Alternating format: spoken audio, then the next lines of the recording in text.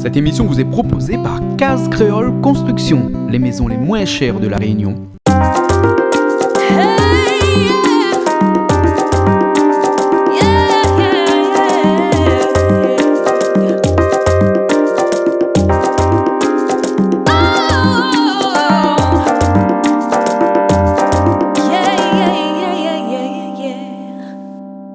Bonjour à tous et bienvenue sur Canal Austral, bienvenue aussi dans ce zigzag consacré essentiellement à un poisson. Oui, nous l'a fait un zigzag seulement pour un poisson, mais que dis-je, pas n'importe quel poisson, parce que ce poisson-là, il vaut toute l'or du monde, et ce poisson-là, c'est un poisson mythique parce qu'il mange pas lui, il regarde lui seulement.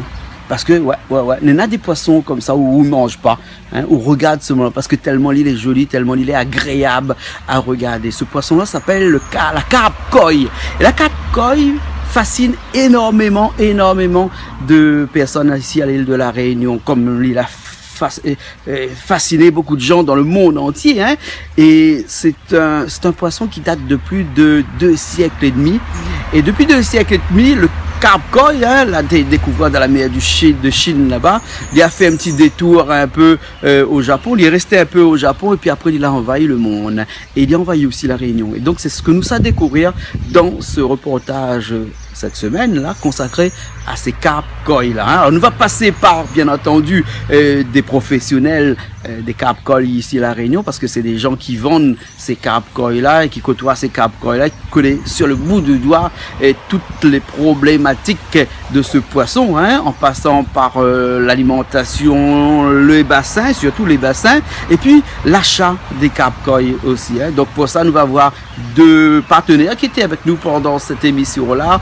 Couleur Pays, à l'étang salé, où nous allons aller faire un tour dans un instant, tout de suite là après, et après aussi Koizen qui se trouve à Saint-Paul. Là-bas aussi, nous allons faire un petit tour, et puis après, on va dire nous exactement tous les secrets du carpe koi. Et puis après, quelque chose de formidable dans cette émission-là, parce que dans cette émission-là, nous allons apprendre à Zot, nous allons montrer à Zot comment réaliser un bassin de A à Z, c'est-à-dire depuis le premier coup de pelle jusqu'à la mise en eau des poissons dans le bassin. Et nous allons faire un déroulé de toute cette programmation, toutes ces étapes-là, et après, un bassin n'aura plus de secret pour autres. Alors, ce que nous proposons, c'est que nous partons tout de suite à l'étang salé, et à l'étang salé, là-bas, nous allons chez Couleur Pays, et nous apprendre un petit peu la température des poissons là-bas, découvrir un petit peu c'est quoi ces carpe koi là. Les bons? Ok, allez, les partis.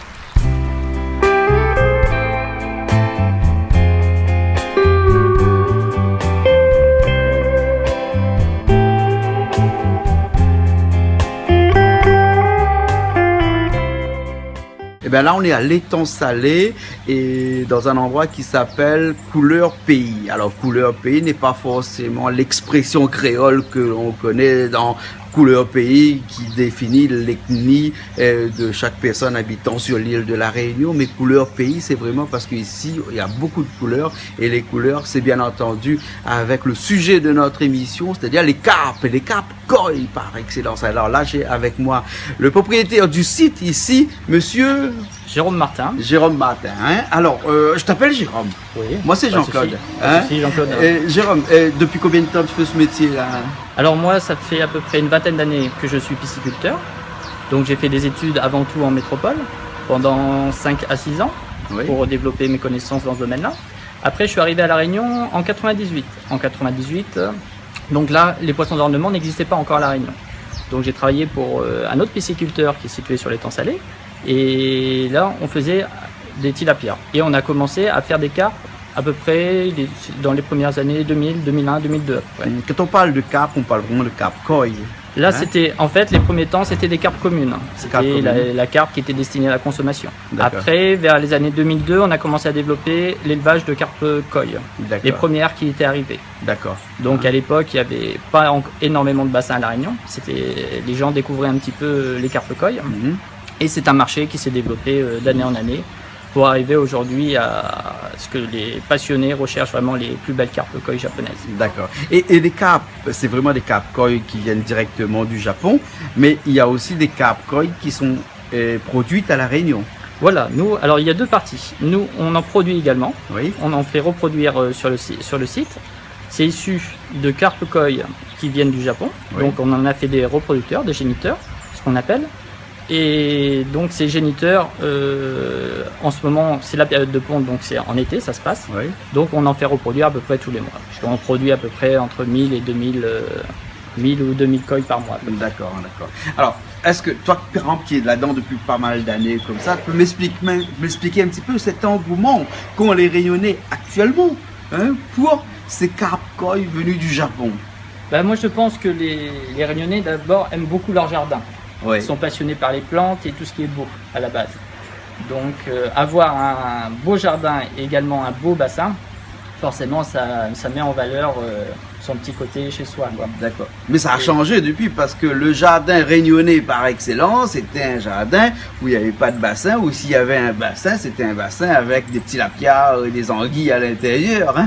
Tout à fait. Peut-être pour la consommation aussi, qui sait. Hein. Oui, pour la consommation. Alors oui. que là, c'est différent parce que là, c'est des carpes qui sont là purement pour décorer. Et donc, des jardins avec un bassin avec des carpe koi, on a plus l'impression d'avoir un jardin japonais. Mais c'est vrai que les jardins japonais sont très très connus dans le monde entier. Hein. Okay. Après le jardin japonais, ça a sûrement les jardins français. Mais en tout cas, les Réunionnais se sont adaptés à cette civilisation japonaise en faisant de leur jardin créole des jardins japonais. Tout à fait. Et ça, c'est dû à quoi? Ah, je pense qu'il s'est fait de beaux bassins depuis une dizaine d'années. Oui. Donc, ce qui a permis aux gens de voir ce que c'était vraiment des beaux bassins. Et puis après, il y a également aussi le développement d'Internet qui permet de voir un petit peu ce qui se passe dans d'autres pays, où la carpe koi est vraiment bien développée, comme la Hollande, tout ça. Donc, avec l'apparition de tout ça, on voit des beaux bassins et ça donnait l'engouement, justement cet engouement, bien de voir de toutes ces belles carpe koi. Après, nous, ça va faire à peu près 6-7 ans qu'on importe maintenant des carpe koi japonaises. Donc les gens ont commencé à découvrir ces beaux poissons il y a à peu près 6-7 ans. Et d'année en année, il y a de plus en plus de passionnés. D'accord, alors ok. Alors, hein. Et donc tout ça est dû aussi par le professionnalisme de personnes qui, comme toi, vendent des poissons, élèvent des poissons pour tous ces particuliers répandus dans toute la Réunion, parce qu'il y en a beaucoup, beaucoup, beaucoup. Alors, il y a une question qui nous est revenue dernièrement, là, une personne nous a posé la question, et donc c'est pour ça que dans cette émission-là, on aimerait arrondir un petit peu les angles sur ce phénomène-là. Est-ce que le fait d'importer ces poissons-là de Japon n'est pas susceptible de ramener certaines maladies ici à la Réunion, véhiculées éventuellement par ces poissons? Est-ce que c'est une utopie ou bien sinon, est-ce que ça pourrait éventuellement exister? Alors, à savoir que déjà, tous les poissons qui viennent du Japon ont des papiers sanitaires. Oui. Donc, il y a déjà une réglementation sanitaire assez stricte. Surtout, les Japonais sont très rigoureux sur le point de vue sanitaire. Donc d'autre part, ces poissons ne viennent pas directement du Japon. Ils sont obligés de passer par la métropole par rapport à la durée du voyage. Donc quand ces poissons partent du Japon, ils arrivent en métropole, ils restent encore 15 jours en métropole. D'accord, une genre de quarantaine. Voilà, il y a une quarantaine supplémentaire qui est faite en métropole. D'accord. Donc pendant cette quarantaine-là, tous les poissons sont surveillés et comment dire, surveillés surveiller et vérifier s'ils n'ont aucune voilà, maladie. C'est ça, hein? au niveau parasitaire et puis au niveau bactérien. Soigner éventuellement. Soigner éventuellement s'il y a besoin. Et après, d'autre part, il y a encore des papiers des services vétérinaires à faire pour l'importation à l'île de la Réunion. D'accord. Donc quand ça arrive à la Réunion ici, le temps de le remettre en bassin, ensuite on les remet tout de suite à la vente. Et donc il y a pas mal de gens ici donc qui collectionnent ces poissons-là ou qui les élèvent chez eux. À titre d'exemple, par exemple, ici par exemple chez Couleur Pays, là, il y a à peu près combien de poissons qui est vendu par an à peu près ici? Pour nous donner seulement une petite idée de tous ces gens qui sont à 1000, ils sont à 10 000, ils sont à 15 000, ils sont à 20 000, ils sont à 30 000 personnes ici à la Réunion, de ces gens qui ont des bassins chez eux avec des carpe koi à l'intérieur. Ah ben après ça dépend des tailles. Alors si on fait dans les carpes tosailles, donc on parle dans les carpes d'un an qu'on importe là, qui va arriver prochainement, on en importe à peu près entre 2000 et 3000 à l'année. 2000 et 3000 à l'année comme carpes japonaises. Et après pour des poissons un petit peu plus gros, on dit carpe de 2 ans voire 3 ans, Nisai et Sansai. Là après on en importe à peu près 300 à 400 pièces à l'année. Alors juste pour les personnes qui nous regardent, qui regardent cette émission là et qui ont envie de se faire un bassin, tout de suite les gens d'aujourd'hui, les carpe koi c'est très cher, hein. faire un bassin, c'est pas très cher. D'ailleurs, on a vu dans cette émission-là toutes les étapes comment faire pour faire un bassin. Mais après, quand le bassin est fait, il faut mettre du poisson dedans. Hein. Alors, ça varie de quoi, de combien à combien ces carpes-là, ces poissons. En termes de tarifs. En termes de tarifs. En termes de tarifs, il y a tous les tarifs. Donc les poissons arrivent entre les premières tailles, c'est du 12-15 cm. Oui. Donc ces poissons commencent à un tarif de 40 euros. 40 euros. Ce qui est un tarif très raisonnable par rapport au transport du poisson. C'est un poisson directement qui vient directement du Japon, hein, voilà, qui n'a pas été élevé ici. Hein, non, on parle vraiment là on parle que de l'accueil japonais. Voilà, l'accueil japonais. L'accueil qui vient vraiment du Japon. Ouais. De 40 euros et puis après c'est une question de taille en fait. D'accord. Une personne qui commence son bassin peut commencer avec des petits poissons. Ouais. Ces poissons qui font 12-15 cm à 40 euros. Et un an après, il aura déjà des poissons qui feront 30 cm. Donc c'est des poissons qui grossissent relativement vite. Déjà 10 à 15 cm par an à peu près. Ah, des fois plus. Des fois plus aussi. Voilà, des fois plus. Un poisson peut prendre 20-30 cm des fois. D'accord. Ça dépend du climat. Ouais. Parce qu'il faut différencier. Il y a des gens qui habitent dans les hauts où les températures d'eau sont plus froides, donc les poissons grossissent moins vite. Ouais. Et ceux qui sont dans les bas, forcément, les températures d'eau sont plus élevées.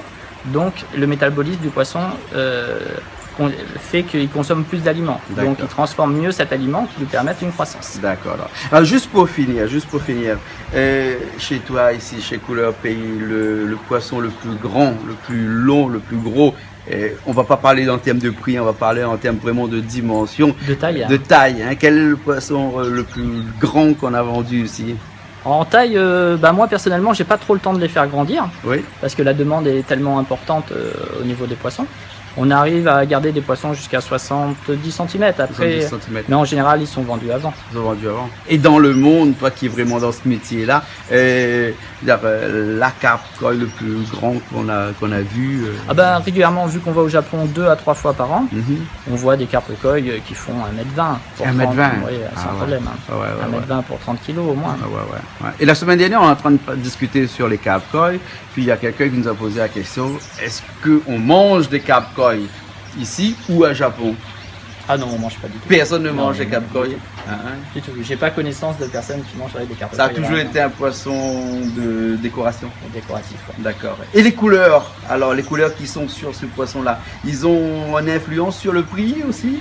Voilà, après, déjà les couleurs vont dire que c'est telle ou telle variété, parce qu'il existe une multitude de variétés dans les carpes koi japonaises.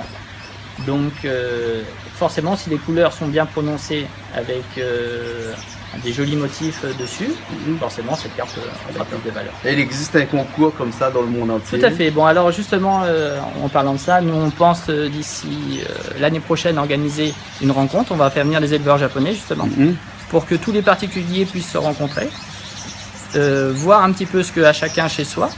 Donc des bassins seront mis à disposition, où les particuliers pourront exposer leurs poissons, et des Japonais viendront justement juger un petit peu de ce qui se passe un petit peu à La Réunion et apporter un petit peu leur connaissance à tous les Réunionnais. Voilà, en tout cas merci beaucoup et on espère que Canal Austral Télévision sera là pour couvrir cet événement. Mais j'espère aussi. Voilà, Canal Austral qui est une chaîne de musique, de cuisine et de culture. Et forcément, les carpes koi passent par une culture qu'on n'avait peut-être pas, mais qu'on l'aura bientôt. Okay. En tout cas, merci beaucoup. Je vous remercie, c'est moi qui vous remercie. On était à l'étang salé dans un endroit qui s'appelle Couleur Pays. Et il faut passer ici, il faut venir ici, voir, parce qu'il y a beaucoup de poissons pour les initiés, pour les professionnels là ici. Et bon, les prix sont abordables. Il y a un numéro de téléphone peut-être? Oui. Donc vous avez le 06 92 58 73 75. Et également, on est ouvert 7 jours sur 7. D'accord. Donc, c'est plus facile pour les gens qui habitent un petit peu loin. Ils peuvent venir le dimanche. Donc, le dimanche, on est ouvert. Hein. Ok, alors. Donc, mais il y a le numéro de téléphone qui s'affiche en dessous et nous, on se retrouve dans un instant. Ok? Allez, à tout de suite. Alors? Vous t'es mis en temps, on dit avec monsieur, là, si poisson là, il mange, il dit, il mange pas. On dit, ben, les gros. Les gros? Ah, ici, la Réunion, si nous la faim, là, on dit que nous fait cuire pas un carré, regarde. Ah, vous avez fait manger. Ben non, mais le bon poisson, les gros. On rend compte, on nourrit un tas de poisson comme ça pour manger pas. C'est des poissons de décoration. Ben, mais voir, regarde la grosseur. Mais voir.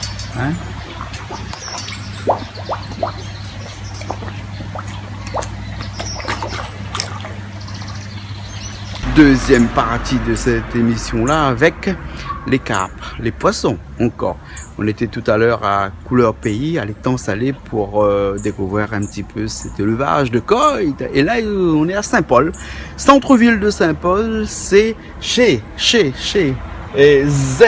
Koizen. Deuxième plus gros éleveur aussi de carpes koi. Éleveur peut-être pas, parce que les carpes viennent directement du Japon et atterrissent ici. Ensuite, ils repartent chez les particuliers dans les bassins et tout ça. On va aller les voir et puis après tâter un petit peu la température de l'eau pour voir si les carpes sont en bonne santé ici aussi. Ok, on y va? Allez, on y va.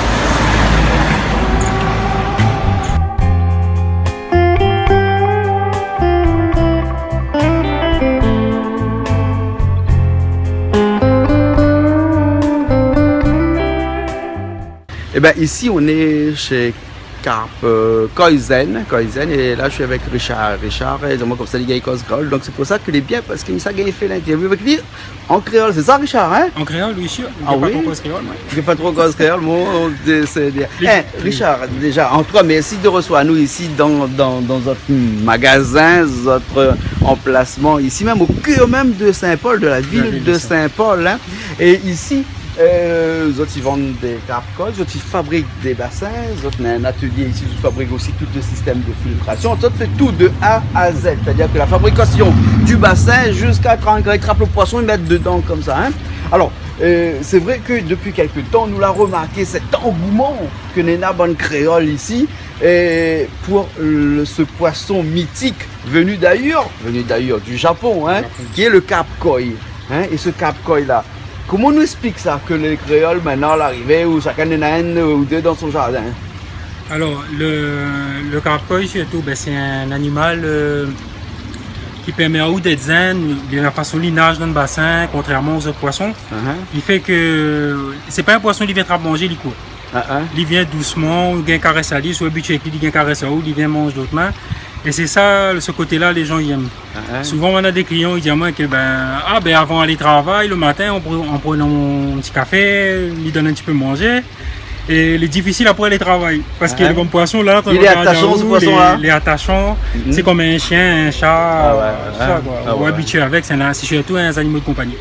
Et on connaît les Japonais pour notre qualité zen, hein, et notre souhait d'être zen tout le temps. Et donc ce poisson-là est né, est originaire du Japon.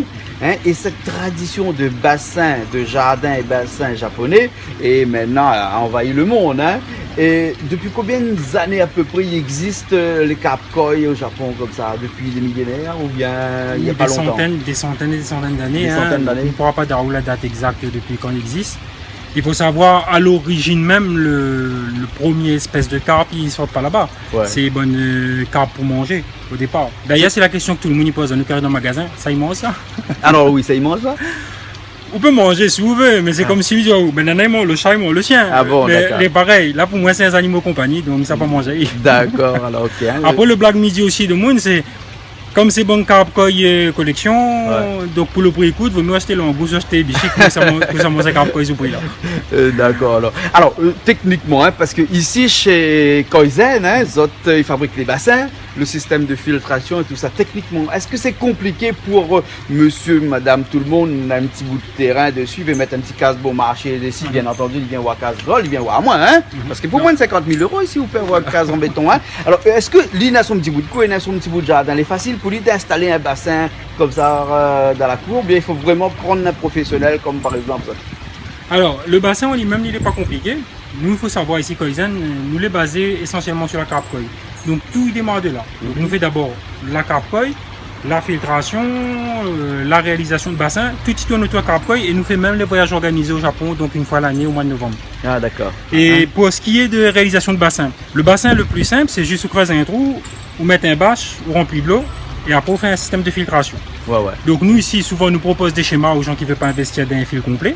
Ou sinon, nous vendons un fil qui est déjà tout fait. Il est déjà tout fait. Voilà. Hein. Alors, en gros, donc pour faire un bassin, je dirais un bassin de à peu près 4 mètres carrés en gros, en surface, avec une profondeur à peu près de 70 cm de profondeur, en gros. Hein. Mais déjà, il faut conseiller 70 cm pour un bassin. Il faut plus que ça? Au moins 80. Minimum, c'est 80. Allez, disons minimum 80. Il faut compter à peu près combien? Un kit Comme dit kit, veut dire c'est le matériel que nous vendons et après c'est nous qui creusons ou installons nous-mêmes. Un kit à partir de 600 € peut avoir un bassin, allez, 6 mètres cubes à peu près. Ah bon, à partir de 600 €. Voilà. 600 €, on a un kit. Et là-dedans, on peut faire développer une dizaine de coils qui va bien développer. D'accord. Et puis sinon, on a les gens viennent voir ça, disent mais fais tout, et puis après fais mon bassin, mettre nous fait aussi toutes les réalisations, nous vient sur place, tu fais un devis, nous faisons un schéma, et en fonction de ça, si vous êtes d'accord, nous réalisons le chantier, clé en main, donc il reste juste les poissons à mettre dans l'eau. D'accord. Et donc en parlant de poissons, parce que là nous parlons de bassin, on parle de filtration, mais en parlant de poissons, on parle de bassin, on parle de filtration, on parle technique, mais le poisson lui-même, est-ce que ici chez Koizen, les autres ils prennent directement le poisson venu du Japon que les autres s'y vendent ici, bien sinon on a un élevage aussi, ils produisent localement aussi. Alors, à savoir, nous chez Koizen, nous fait essentiellement de bons koi japonais. Nous fait aucune reproduction ici. Donc tous les koi que les vendus en magasin, c'est les koi qui sortent du Japon. D'accord. Et techniquement parlant, il est quand même assez difficile de faire venir des koi du Japon. De toute façon, voilà, les assez difficile déjà. Et de toute façon, si vous faites reproduire les koi, même les koi que nous vendons, si vous faites reproduire, on n'aura jamais la même qualité. Il faut savoir, on en a tout un savoir-faire derrière là. Bon japonais, depuis des centaines et des centaines d'années, il fait des croisements, donc on a le bon progéniteur et tout. Donc pour avoir ce poisson-là, il est difficile. Il faut vraiment, si vous voulez de la qualité, vous prendre des carp koi japonais. Alors la qualité d'un carp koi, elle est basée sur quoi? Sa dimension, ses couleurs, son origine, et sur quoi encore? Qu'est-ce qui fait un bon carp koi? Déjà pour la plupart des gens, quand ils démarrent dans le carp koi, c'est sûrement moi souvent comment reconnaît un carp koi japonais et un carp koi classique.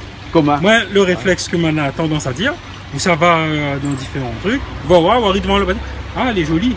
Et quand on arrive, waouh elle est jolie. Ah d'accord. Tout de suite, ou même à l'œil, on va remarquer qu'il y en a quelque chose de différent. Sur le coup, on ne pourra pas expliquer. Après, nous va expliquer où c'est quoi. Donc c'est la forme du corps du poisson. Le blanc qui est vraiment blanc, il y a un point de jaune dedans, tout ça.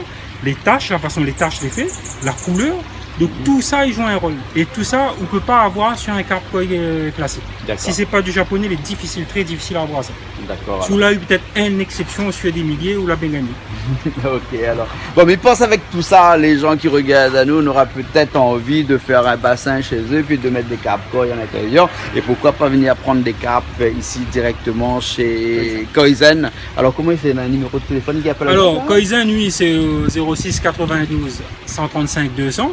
Ou sinon, on a un site de vente en ligne aussi, donc www.koizen.fr. D'accord. On peut voir aussi sur ce site-là donc les différentes réalisations nous fait un peu partout sur l'île. Et nous l'est aussi sur Facebook, donc n'hésite pas à voir en direct ce que nous sommes en train de réaliser en ce moment. D'accord, voilà, tout est dit. Alors maintenant, nous connaissons comment faire un bassin, nous connaissons comment mettre poisson dedans. Il reste pour donner manger, mais ça pour donner manger, mais je crois que n'importe quel magasin, il faut aussi. Ah, c'est pas tout manger, pareil. Ah bon, mais donc si quelqu'un est à Saint-Joseph et qu'il ne faut pas aller venir chez Saint-Paul pour acheter manger. Nous faisons la livraison, c'est pour ça le site internet l'intéressant, parce que nous faisons la livraison aussi sur toute l'île. D'accord. Sauf ma fat m'a jamais essayé, mais sinon on fait sur toute l'île. Ok, alors. En tout cas, merci.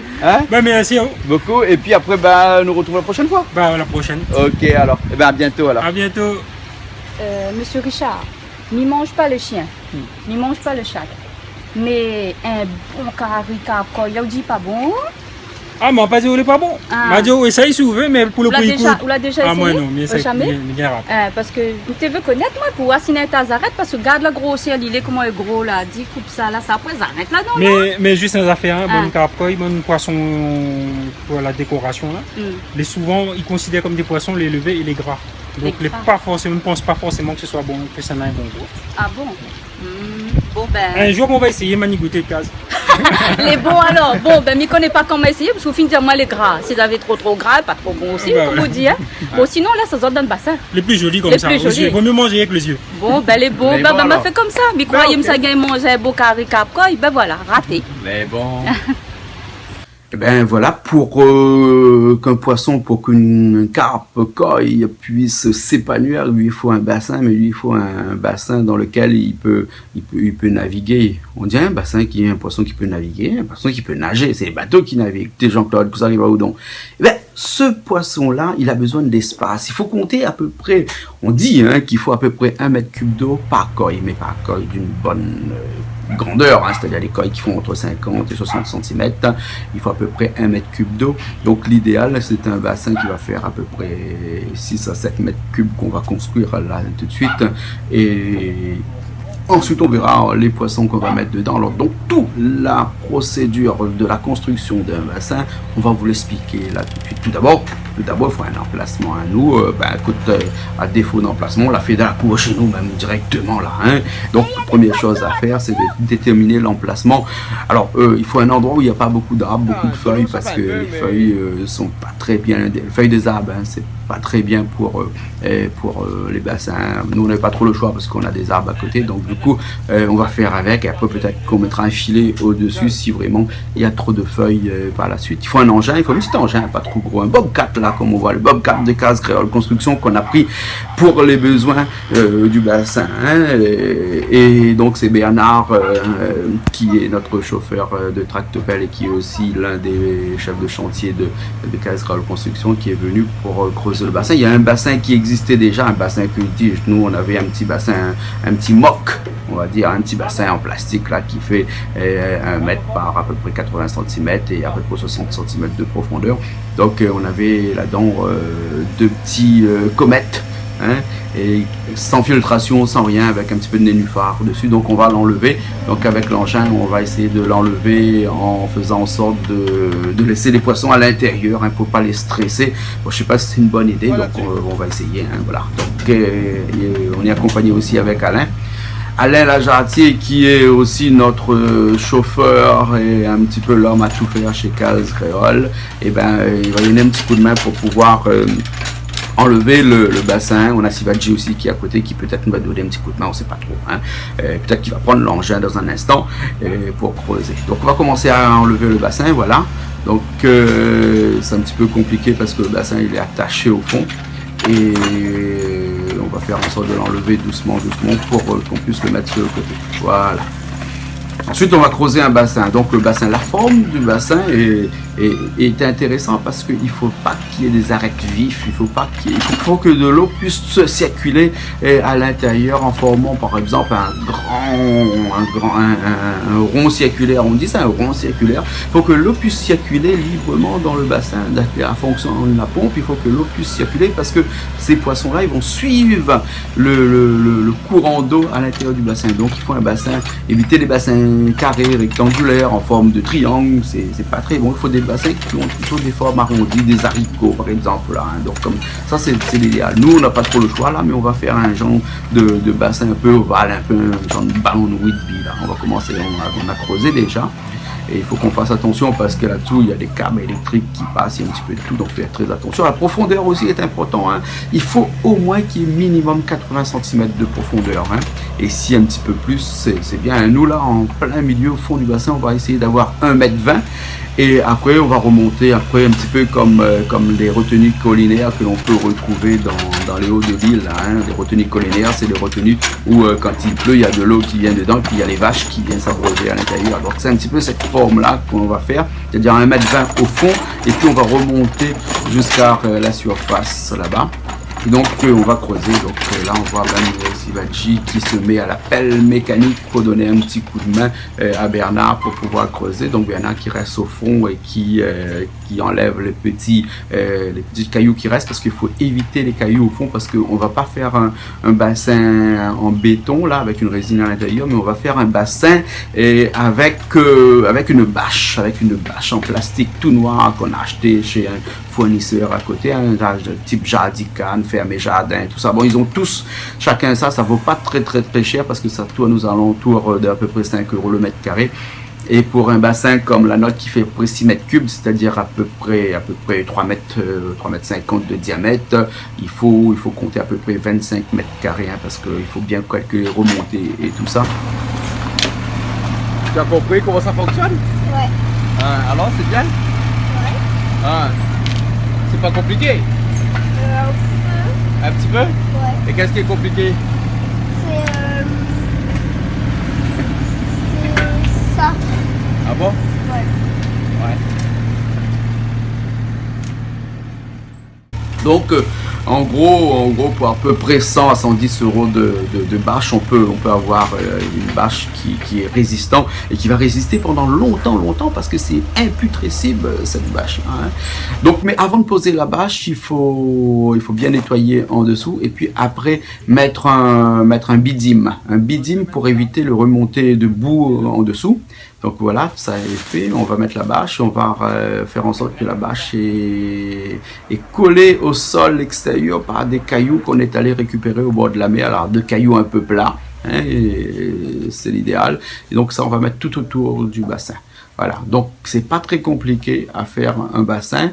Et une fois qu'on a mis tout ça, ça prend un petit peu de temps, bien entendu. Donc il faut trouver la forme qu'on va faire pour que cette bâche puisse épouser les contours du bassin, le contour de ce terrassement qu'on a fait là. Et ensuite, il reste plus qu'à mettre de l'eau. Hein. Donc voilà, Sivadji va mettre de l'eau à l'intérieur avec un robinet qui est tout de suite à côté. Et comme bien entendu, il aime bien s'amuser, donc il va rentrer dedans pour faire je sais pas quoi. Hein. Il va rentrer dedans pour s'amuser parce qu'il fait très chaud. Donc voilà, donc on va remplir le bassin. Et une fois qu'on a rempli le bassin, on va commencer à mettre le système de filtration qui est très important parce que là, on va avoir un système de filtration composé de 3 éléments. En premier, c'est la pompe. Hein, et il faut une pompe qui fasse au moins 10 mètres cubes et ensuite un filtre anti-UV, un fil à UV pour enlever toutes les bactéries qui sont dans l'eau et ensuite un filtre naturel composé de fibres japonaises, on appelle ça, et voilà une petite cascade après qu'on va faire après plus tard. Les poissons sont dedans, il faut attendre au moins 2 jours pour pouvoir mettre le poisson, ou le lendemain on peut le mettre à condition que la filtration est très bonne. Donc on va mettre les poissons à l'intérieur et donc agrémenter un petit peu avec des plantes tout autour et voilà, notre bassin elle est fait en moins de 4 heures.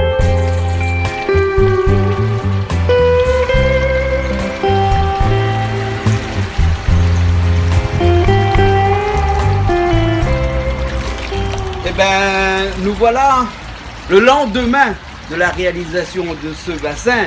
Et poisson fin arrive dedans, vous l'avez vu, hein, parce que le lendemain, on peut mettre poisson tout de suite dedans. Hein. La pompe a été installée, tout ça. Il a fallu seulement 4 heures pour faire ce bassin. Et juste le lendemain pour mettre le poisson. Et là, nous l'avons le lendemain. Et tous les poissons là, ils sont heureux comme un poisson dans l'eau. Hein. Donc là-dedans, on a des carpes koi, on a des comètes. Et puis on a des petits poissons de rivière avec aussi des goldfish. Des goldfish à l'intérieur. Hein. Donc voilà, il n'est pas très compliqué pour faire un bassin. Ce que je propose aux autres, c'est que, écoute, si vous avez besoin des renseignements là, hein, ça va un petit coup sur le site YouTube Canal Austral. Nous avons toutes les missions et repasse. Et donc, vous allez voir le déroulé de la construction d'un bassin à poisson, des bassins à poisson.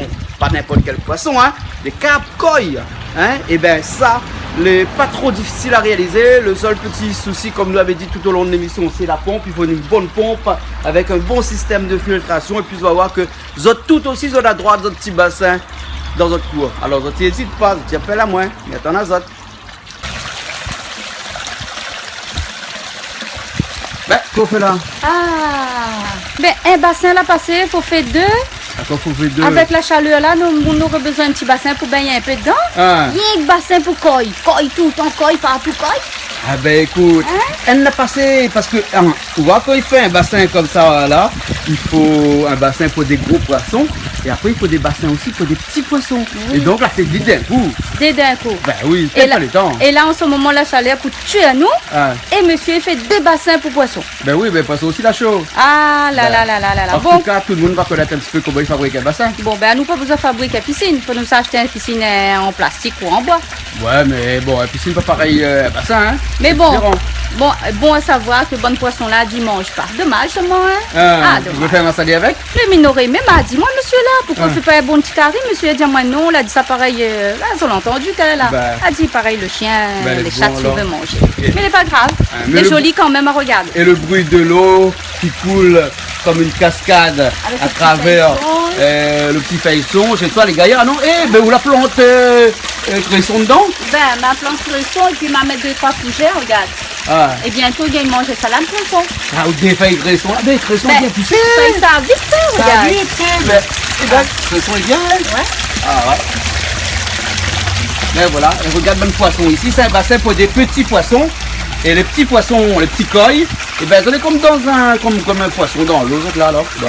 Et pour ça, la fait au pied. Ça, c'est un pied de quoi? Maintenant, c'est un Papyrus. Papyrus. Donc, du coup, elle a gagné un choc avec le soleil. Elle a gagné un choc? Ben, elle a gagné un choc. Un peu pareil mon cheveu, hein. Ah, bah oui. Elle a gagné un choc avec la pluie. Elle a gagné un choc avec le soleil. Ici, il gagne un choc avec le soleil. Ah, voilà. Là, ça dit comme ça. Ben, on pense que la force à rose, elle va pousser. Hein. Et bon, alors. Ben, ok, ben, c'était un reportage sur les bassins.